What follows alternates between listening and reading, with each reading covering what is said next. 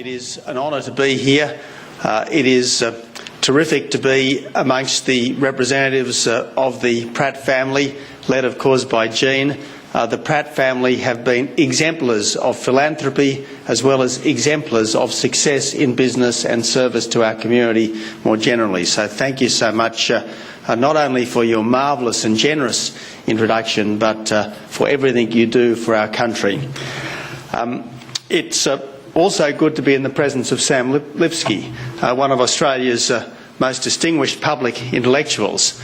The last time I was at a Pratt family event, Sam introduced me at quite some length, and he noted that in a different life I had been quite a thoughtful thinker and writer, and he observed that that thoughtfulness risked being lost amidst the heady partisanship of the day-to-day political battle. I hope that I am able to be today, Sam, if not my best self, at least my better self, and to rise to the challenge that you gave me on that occasion. Finally, may I welcome so many of my parliamentary colleagues sitting in the front row. I'm just going to go across the front row. Tony Smith, Susan Lee, Maurice Payne, Mitch Fifield, Alan Tudge, Greg Hunt, Kevin Andrews, Peter Dutton, Michael Roddleson and Josh Frydenberg. Thank you so much, all of you, for the support you've given me. I am extremely lucky to have such a team. Oh, and Dan Tehan and Stuart Ayres in the back row. You can always tell who are the coming politicians because they don't thrust themselves forward into the front row. But look, I am extremely lucky in the support I have from my colleagues, and I thank them for being here today. Ladies and gentlemen, John Howard was onto something when he said that he wanted Australians to feel more relaxed and comfortable about our country. People naturally seek the reassurance that their job is safe, their doctor available, their children are at a good school, their neighbourhood is friendly and their country is secure. As a Liberal, the former Prime Minister readily appreciated that the more people can personally participate in the things that matter to them, the more likely they are to have a well-developed sense of belonging to strong and cohesive communities. As John Howard saw it, a big part of his mission was to end the confused sense of self that afflicted Australia at the end of the Keating era, exacerbated by the then Prime Minister's insistence that we couldn't be a real country unless we changed our symbols and repudiated much of our history. These days, there's an even deeper sense of public unease about where we're headed, only the uncertainty is more economic than cultural. The Rudd-Gillard government is less than 5 years old, yet its ineptitude and untrustworthiness has engendered a profound sense of disappointment even amongst people who normally vote Labor. This government looks like it's deliberately trying to set Australian against Australian with its class war rhetoric and insistence that families earning more than $150,000 a year are the undeserving rich. It's almost the polar opposite of Bob Hawke's search for consensus and striving to bring the nation together. The current government plainly fails to understand what its Labor predecessors knew, namely that a cohesive community depends upon a strong economy, that in turn depends upon profitable private businesses. Wealth, after all, has to be created before it can be redistributed. And for all his fierce partisanship, not for a moment did Paul Keating ever treat business as an enemy of the people. So the next election, ladies and gentlemen, is set to be more than usually significant for Australia's future. It will confirm that we are now set on the continental European path of higher taxes, growing debt and bigger government, or it will restore the Hawke-Keating-Howard consensus that government should operate to empower individuals and communities rather than itself. Based on the carbon tax broken promise, the poker machine backflip, the dumping of Speaker Jenkins for Speaker Slipper, and the never-ending defence of Craig Thomson, voters quite understandably suspect that the current Prime Minister is more interested in her own welfare than in theirs. Hence, my purpose today is to explain how our society would be different and better under a coalition government. I want people to understand some of the important respects in which their lives would be better should the government change. Of course, to political partisans, there's always a purpose to winning elections. It's to keep out the other side, who are self-evidently a threat to all that is decent and good. That's not how the public sees it, though. They normally think there's strength and weakness on both sides of politics and want to be sure that the people they support have voters' best interests at heart. If it is to be more than a dispiriting struggle between competing ambition, politics cannot simply be about power. There has to be a purpose to the exercise of power and to the quest for it. Otherwise, it differs little from a boxing match, only for much vaster stakes. Now, I was brought up to think that a good part of life's purpose should be to leave our country and the world a better place than we found it. Australia should be such an exemplar of freedom, fairness, mutual respect and economic opportunity that much of the rest of the world would gladly live here.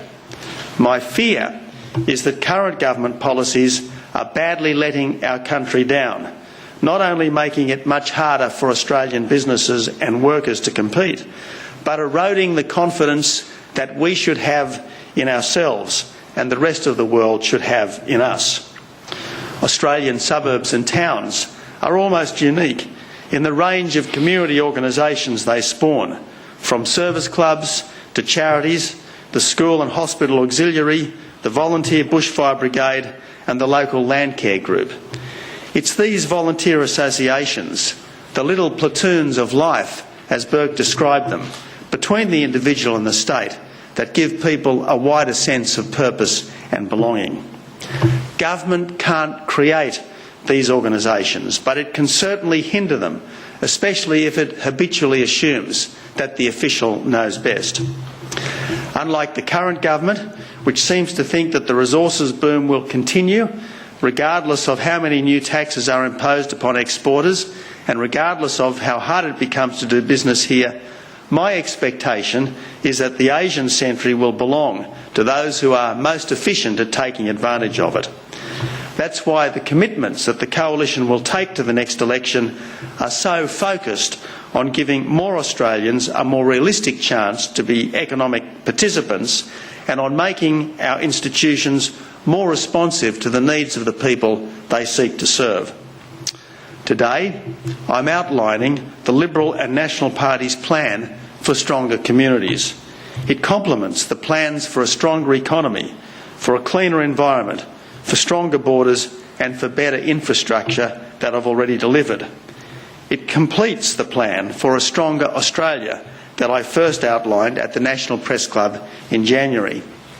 Today, I announce two new commitments. First, an incoming Liberal National Government will renew reconciliation by adopting more imaginative ways to include Aboriginal people in the mainstream economy. And second, an incoming coalition government will restructure an element of the Council of Australian Governments to deliver more seamless law enforcement, given that criminals don't respect state or national borders. Let me say that Andrew Forrest's Australian Employment Covenant is based on the insight, the great insight, that the key to employment is in fact the employer. Rather than train Aboriginal people for jobs that might not exist or provide training that employers might not want, his method is to identify willing employers, earmark suitable jobs and guarantee Aboriginal people ongoing employment, provided they do the training and take the job. Forrest's plan starts with the job rather than with the job seeker. Once the job has been identified, it guarantees employment to someone who wants the work enough to do the training. It addresses the key weakness of existing Aboriginal employment programs, namely that people without much employment history tend to regard training as a waste of time, as training for training's sake, unless it's more or less certain to lead to a relevant job.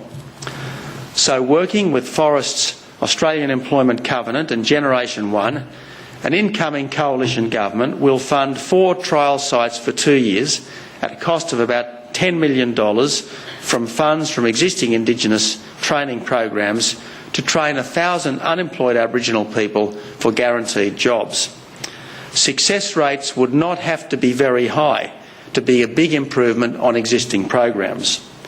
So far, even working with very disadvantaged people, Covenant employers report a 70% plus retention rate after training and 6 months employment. With almost 6,000 Covenant jobs pledged to become available over the next 12 months in Sydney, Melbourne, Brisbane and Perth, this is a nothing to lose bid to break the cycle of unemployment and exclusion. It would also be a sign that government is prepared to match the commitment of civic-minded employers in an intelligent experiment when so much else has failed. If it works, and the signs are very encouraging, this methodology could be extended to employment services more generally. An incoming government will invite its COAG partners to merge the 2 existing Attorneys General and Police Ministers' councils into one new council on law, crime and community safety that would bring together lawmakers and law enforcers. Importantly, state and territory police commissioners, as well as heads of government agencies such as the Australian Crime Commission and ASIO, would attend this council. The new council would report back to the Prime Minister within 12 months on 5 priority tasks: border security arrangements within Australia, a national approach to crime gangs, coordination of community crime prevention, new ways to ensure cyber safety, especially for children, and best practice approaches to the harmonisation of laws about working with children. This should help to close the gap between those who make the law and those who enforce it. Policymakers have to take the insights of uniformed police more seriously. Governments have to recognise that criminals don't become law-abiding citizens just because they've crossed state boundaries. People are sick of self-evidently absurd situations, such as the now notorious flight of Captain EMAD, where the computer at the airport gate could identify a people smuggler, but the government couldn't stop him. So these 2 new commitments complement those that the Coalition has already announced to produce more productive citizens living in more cohesive communities. We want the institutions that matter most to people to be more effective and responsive. We want individuals and communities more often to come closer to being their best selves. Government cannot live people's lives for them. It cannot abolish all the disappointments and failures that are part and parcel of even the best lives. If it tries to, it ends up diminishing people, not empowering them, because it takes away the element of striving that allows people to own their own achievements. The risk when government tackles problems that are best addressed in the community is that people are denied the chance to achieve something for themselves. The Coalition is much more interested in an empowered community than we are in an empowered government. We don't necessarily want government to do less for people, but we certainly want people to have the capacity to do more for themselves, because that's the way that stronger communities are built. A community that invests its own time and money in its local school or hospital will have more social capital and a stronger social fabric than one which doesn't. Parents who have more choice to combine family and career are likely to be more personally fulfilled and ultimately to be more effective parents and workers. Welfare recipients who are working for the dole should have more self-respect than those who are getting something for nothing. So the next Coalition government will work closely with the states to try to ensure that public schools and public hospitals are locally run rather than controlled by distant bureaucracies. Our objective is not a Commonwealth takeover of public hospitals because, as John Howard frequently pointed out, Canberra public servants might be no better at running hospitals than their state counterparts. Rather, it's to shift the epicentre of public hospital decision-making from head office to the local hospital. Hospitals would be funded on the basis of what they did rather than what they received last year, plus or minus an allowance for inflation or head office priorities. A local hospital board would appoint the CEO and, together with the CEO, determine how the hospital's budget is spent. Hospitals would keep any private money that they raised or earned without any adjustment in their government funding. And it would be much the same with public schools. More engagement between parents and educators should mean more community appreciation of the vocation of teaching and less pressure for teachers to be loaded up with non-teaching duties. Empowered principals and school communities should also have more capacity to invest in and retain the best professional staff. A Liberal national government in Canberra will work with the other states to promote changes similar to the Independent Public Schools initiative put in place by the Barnett government in Western Australia. We would try to ensure that the system that the Kennett government adopted for public hospitals in Victoria with activity-based funding and local hospital boards was taken up by the other states. Additional Commonwealth support would depend upon changes along these lines. Now, the Coalition won't take further the Rudd-Gillard government's attempt to reinvent the funding system Victoria already has at national level and would rationalise the extra bureaucracies the government has created to do so. We are sceptical of the Gonski recommendations because to implement them, even on what's supposed to be a no-loser basis, would mean spending an extra $5 billion a year that governments simply don't have. Empowering local communities would allow hospitals and schools to make more of the government funding that they currently receive. It would liberate schools and hospitals to do more than themselves rather than simply to look to government for the resources they want. Then there's the Coalition's Fair Dinkum paid parental leave scheme, giving mothers 6 months to be with their babies at their full wage. This is an acknowledgement of contemporary social reality. Modern women expect to work when they leave school or university. They expect to continue working, albeit often part-time, even after they become mothers. They expect to make a financial contribution to the family budget. Most want some financial independence, and few accept that family and career should be an either-or choice. Most households can't afford to lose a substantial part of their regular income. If that's what having a child means, then fewer families will have children, and they will have fewer children. As well, fewer women will have careers because it will be less easy to combine serious work with involved parenting. Now, at present, the only families that can have more children without damaging their financial position are those on welfare. It's one of the reasons why the birth rate tends to be higher among people of lower socio-economic status. People who are doing it tough undeniably deserve financial support when their families grow. But every family's budget comes under strain as it grows, which is why all families deserve the support that a fair dinkum paid parental leave scheme provides. Paid parental leave ought to be paid at a person's wage rate, like holiday pay and like sick pay, because it is a workplace entitlement, not a government benefit. It's only paid through government because making it a responsibility of individual business would inevitably lead to small businesses not hiring younger women.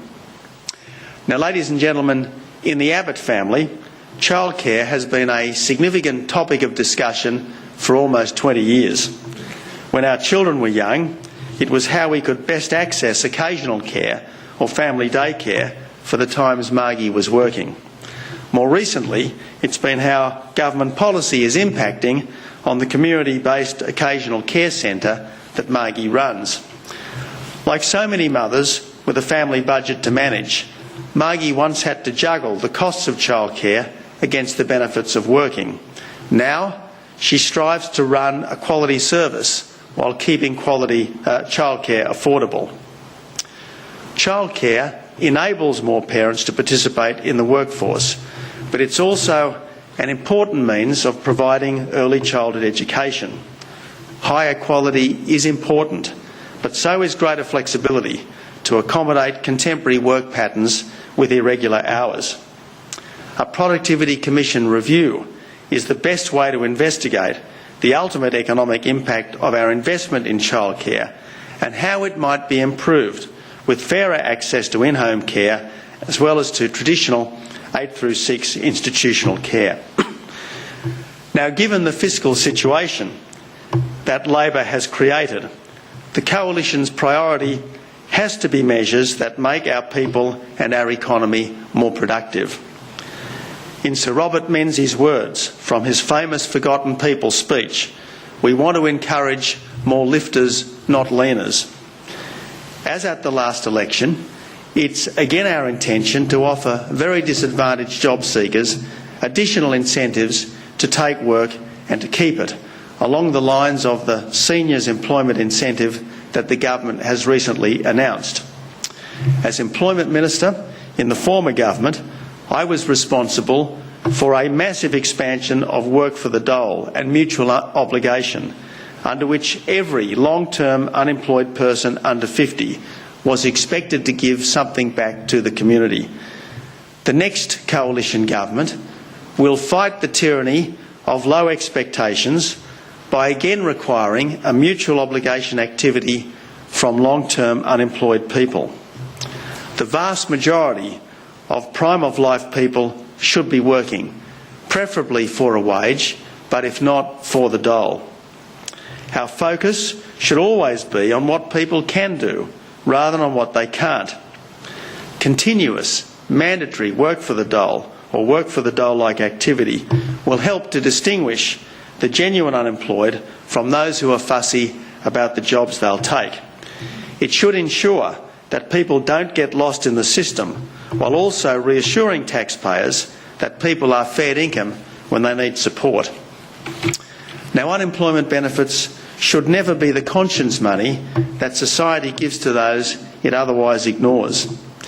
Because mutual obligation requirements are a way of keeping the rest of society engaged with unemployed people, far from blaming the victim, they're actually an element in maintaining a strong social fabric.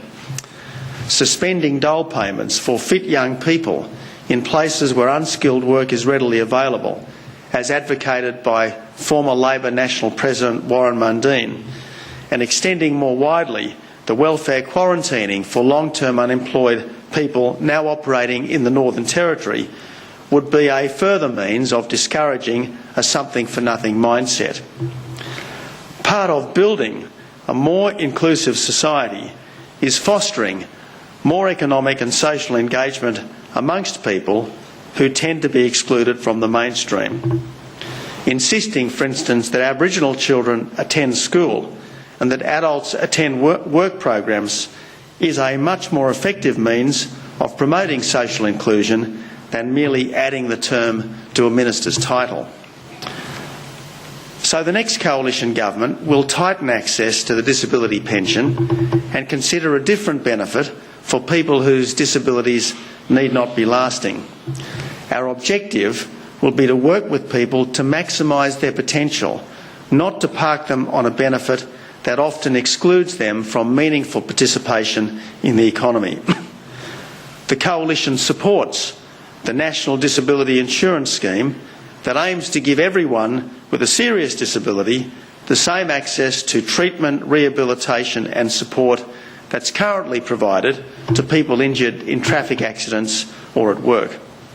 The Productivity Commission's landmark report provides a timetable and an outline for reform, but it's a long way short of a detailed blueprint. The hard work of designing the scheme and, more importantly, paying for it has yet to be done. As the principal providers of existing disability services, the states need to be fully engaged. The logistics of moving from government-run services to a government-funded, contestable market are far from worked out. Highly sophisticated assessment tools and defensible eligibility requirements will need to be agreed. Our worry as a coalition is that a government which couldn't successfully insulate people's roofs is unlikely to get right a reform as complex as this. That's why the coalition has offered to help design and build the new system through a bipartisan parliamentary committee co-chaired by senior representatives of both the government and the opposition and comprising MPs with a vested interest in making it work. A coalition government, in fact, is more likely to deliver an effective NDIS because it's more likely to produce the strong surpluses needed to pay for it. The danger, now that Labor is more a welfare class than a working class party, is a government that builds in expenditure but takes revenue for granted.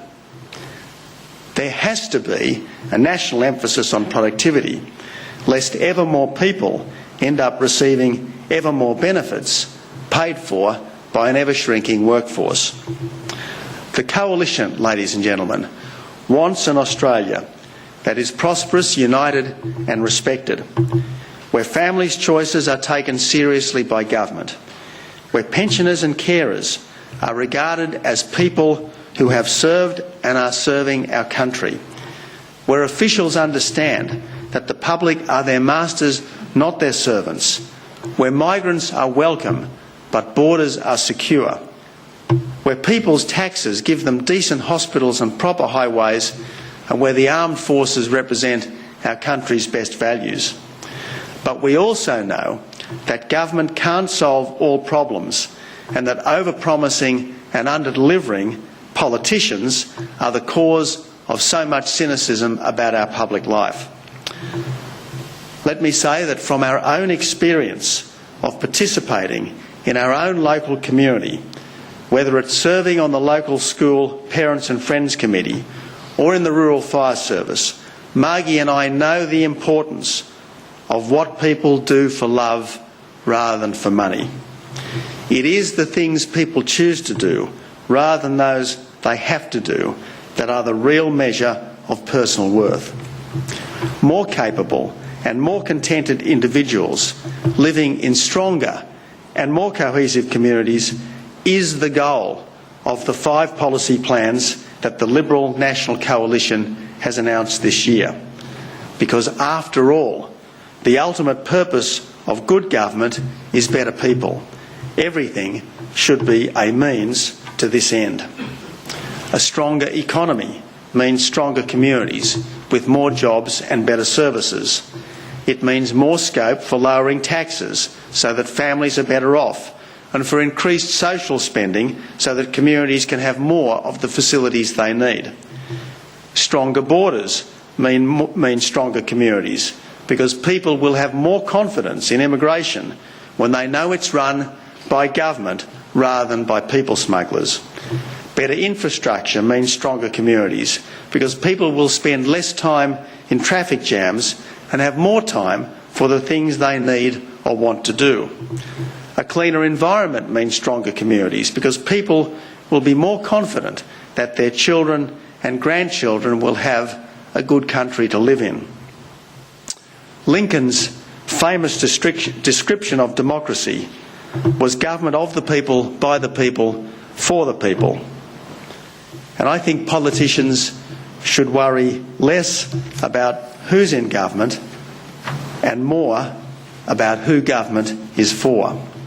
We need constantly to refocus on what government is for. Government is not for politicians' benefit, it's for the people's benefit. Ladies and gentlemen, my life, my record, and the policies of the Liberal national parties that I lead demonstrate that I know this to be true and will strive to serve the community in accordance with this belief. So, ladies and gentlemen, thank you so much for being here. Again, I want to thank Jean Pratt, Anthony Pratt and the Pratt Foundation for making me so welcome. I want to thank everyone who has attended this lecture today. The quality of our democracy crucially depends upon the quality of public debate. All of you are interested in that debate. All of you have a contribution to make, and I look forward to a deep and lasting and candid conversation about what this country needs so that we can give the Australian people the better government that they so obviously now deserve.